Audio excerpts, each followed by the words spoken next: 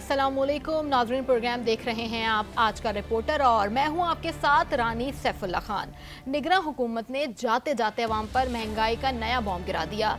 मुल्क में बिजली, पेट्रोलियम मसनूआत और गैस की कीमतों में भी इजाफा कर दिया गया है। Oil and gas regulatory authority ने LPG को फी किलो कीमत में ₹1.17 बढ़ा दिया है। जी हाँ, उगरा नोटिफिकेशन के मुताबिक LPG का घरेलू सिलेंडर ₹13.76 महंगा कर दिया गया, जबकि नोटिफिकेशन के मुताबिक LPG के घरेलू सिलेंडर की कीमत ₹3040 हो गई है। LPG की नई फी किलो कीमत ₹257.60 मुकर्रर कर दी गई है।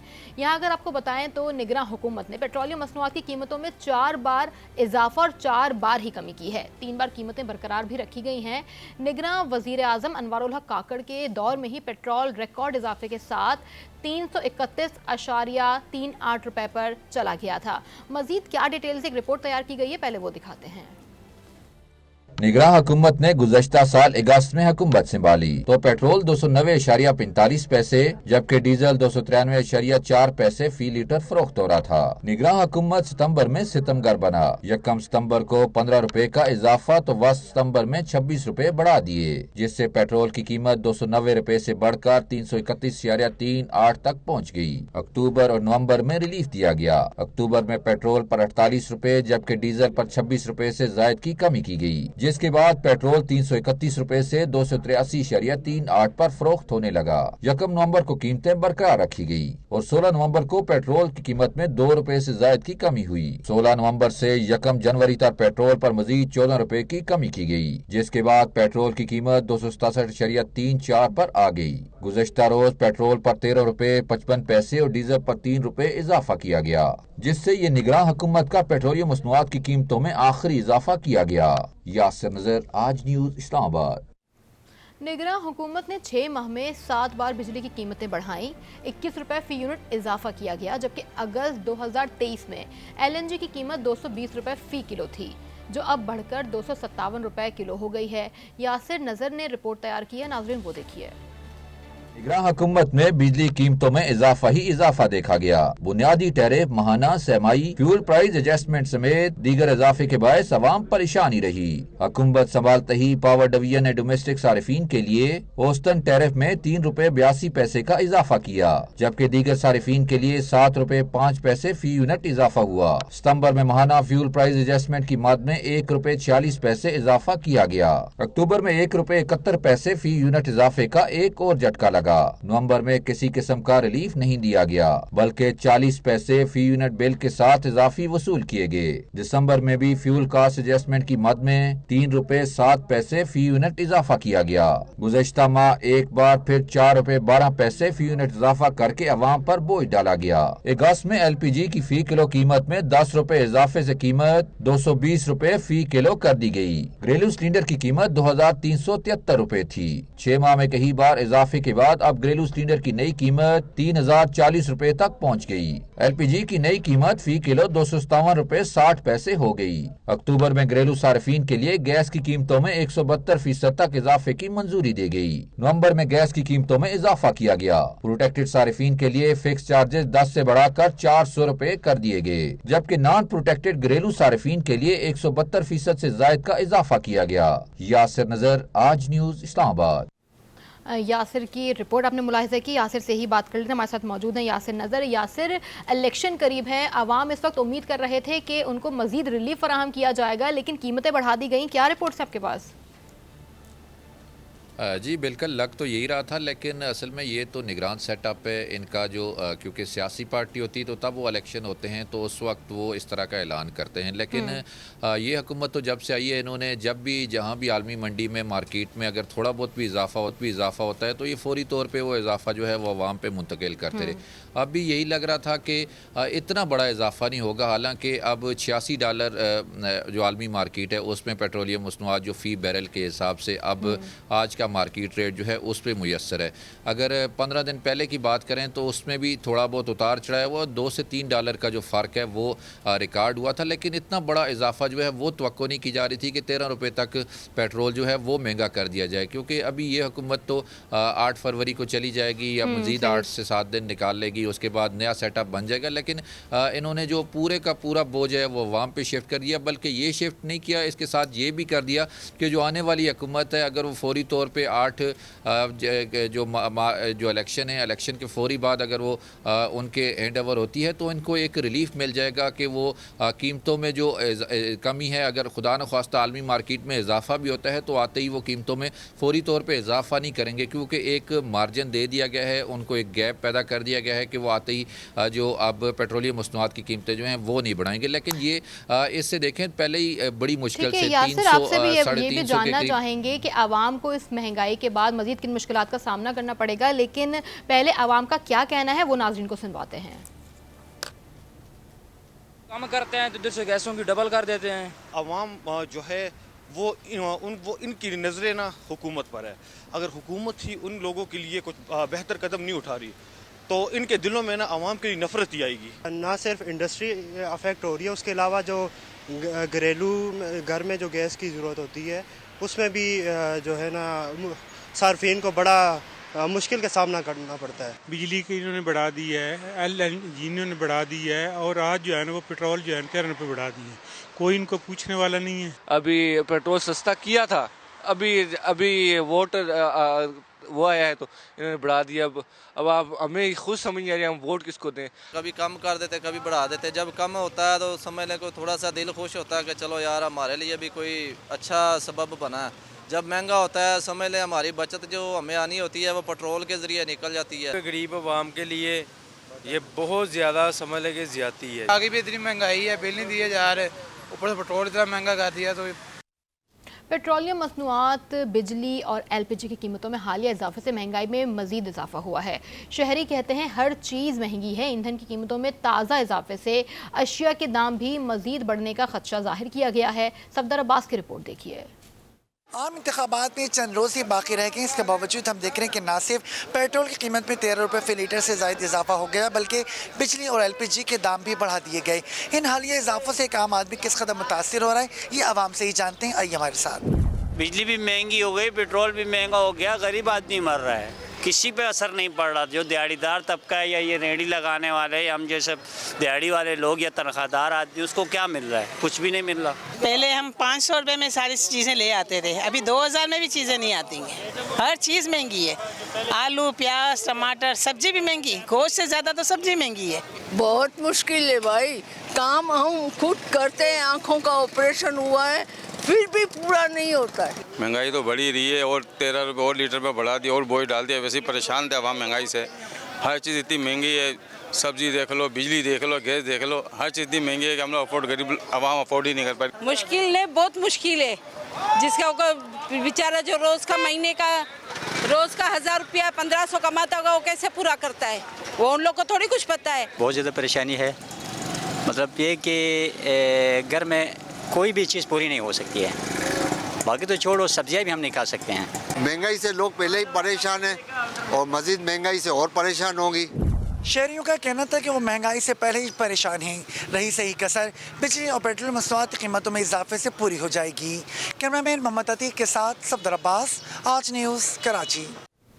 पेट्रोलियम मसनूआत महंगी हो गई, आवाम शदीद परेशान है। नाजरीन आपने रिपोर्ट भी देखी और लोगों के तासुरात भी जाने। तमाम तर तफसीलात पे बात करेंगे। नजम हसन माहिर तवानाई हमारे साथ मौजूद हैं। सर आपके वक्त का के बहुत शुक्रिया।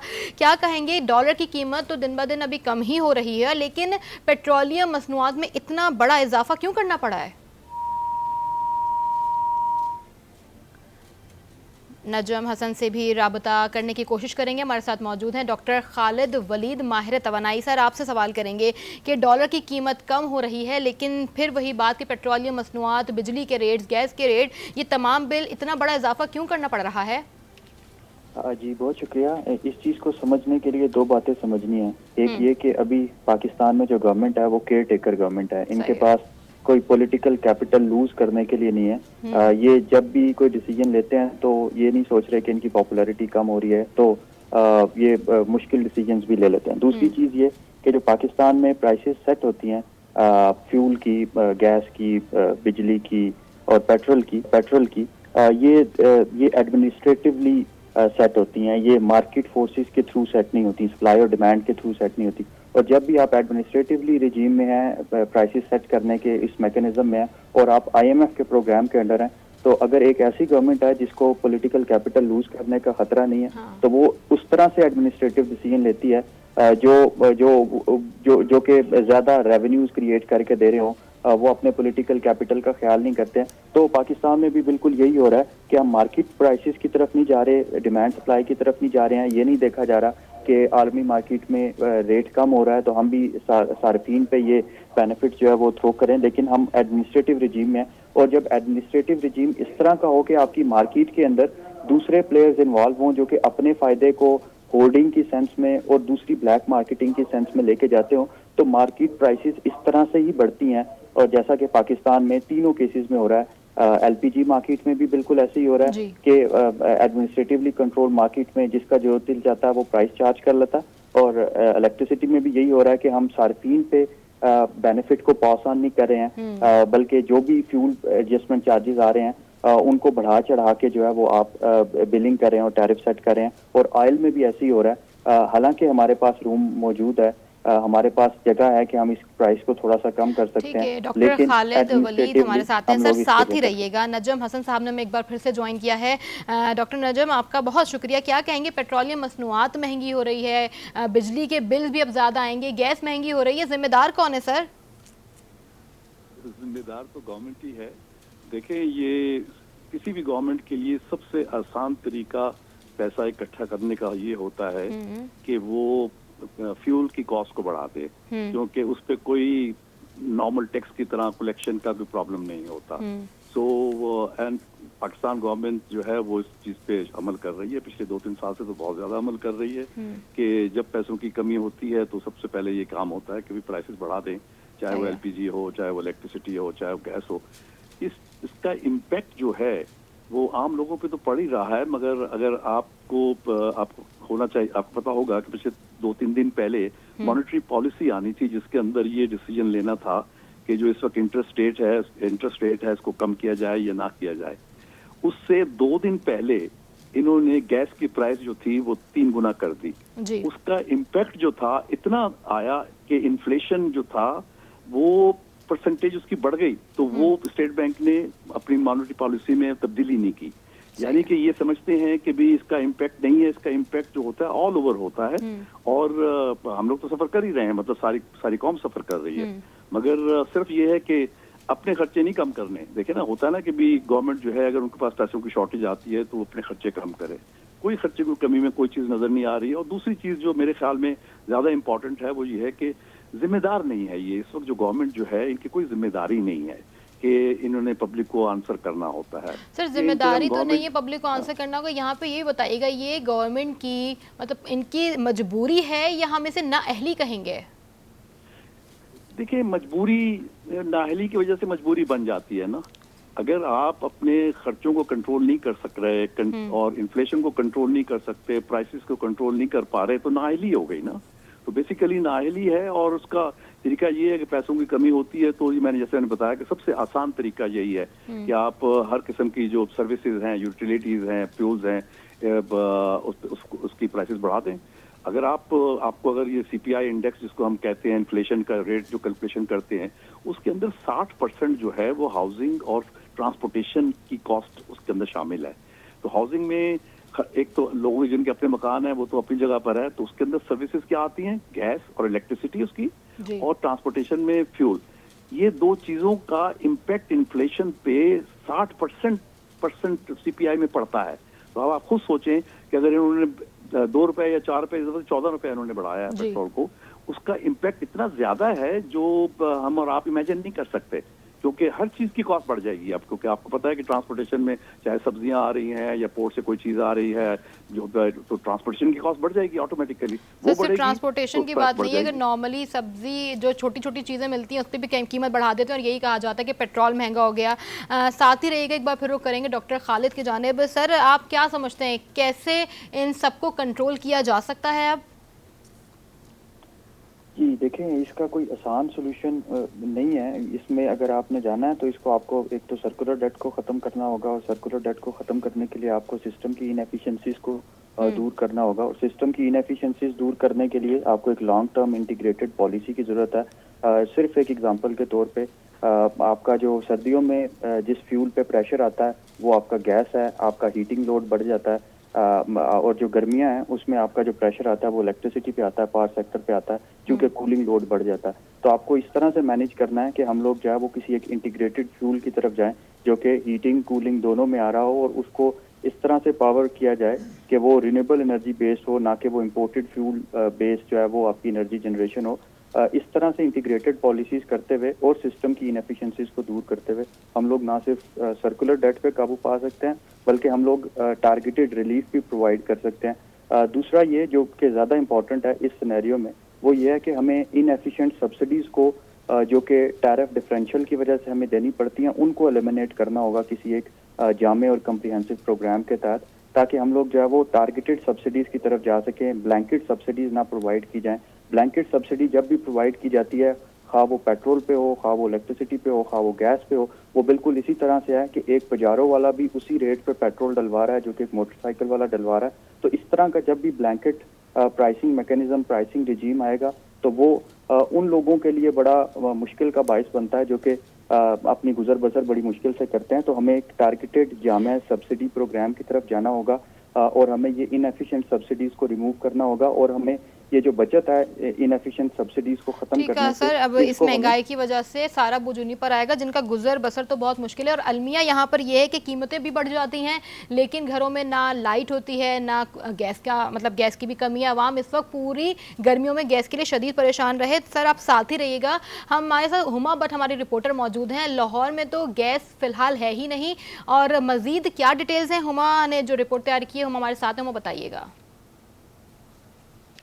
जी बिल्कुल, मैं इस वक्त सिंहपुरा के एरिया में मौजूद हूँ। ये एक छोटी है जहाँ पर मैं हूँ, यहाँ पर रिहायशियों का गुजर बसर इंतहाई मुश्किल से होता है, लेकिन यहाँ पर जो सुनने में आ रहा है कि इनके गैस के बिल जो हैं वो काफ़ी ज़्यादा आए हैं, और दूसरी तरफ शिकायत ये भी है कि यहाँ पर गैस जो है वो बिल्कुल दस्तयाब ही नहीं है। लेकिन इस माह के जो गैस के बिल आए हैं वो अदायगी इंतहाई मुश्किल दिखाई दे रही है। मेरे साथ कुछ ख़वातीन हैं, मैं इन ख़वातीन से जानती हूँ कि क्या सूरत हाल है इस एरिया में गैस की, और फिर यहाँ पर बिल कितने कितने इनको मिल रहे हैं। जी मैडम, 2 टाइम खाना पकता है ते ਜਾਂ ਚਾਏ ਚੋਏ ਪੱਕਦੀ। ਬਿੱਲ ਆਇਆ ਏ 50 ਤੇ 4 54,000, ਤੇ ਅਸੀਂ ਨਹੀਂ ਇੰਨਾ ਗੁਜ਼ਾਰਿਸ਼ ਹੈਗੀ ਨਹੀਂ ਸਾਡੇ ਚ। ਅਸੀਂ 2 ਬੇਵਾ ਹੈਗੀਆਂ, ਅਸੀਂ ਇੰਨਾ ਜੋਗੇ नहीं ਹੈਗੇ ਸੀ। इस बार तो बिल उन्होंने बहुत ज़्यादा भेजे हैं। यही नाजरीन के हमारे एक्सपर्ट्स का भी कहना है कि सिर्फ हुकूमत की नाअहली और उनकी गलत पॉलिसीज़ की वजह से आवाम भुगत रहे हैं। प्रोग्राम में हमारे साथ मौजूद थे energy expert Najmul Hasan, doctor Khalid Waleed और यासिर नज़र, हमारे नुमाइंदा हमारे साथ थे। अब तीनों के वक्त का बहुत शुक्रिया। प्रोग्राम का फीडबैक ज़रूर दीजिएगा। आपसे अगले हफ्ते फिर मुलाकात होगी, तब तक के लिए अल्लाह हाफ़िज़।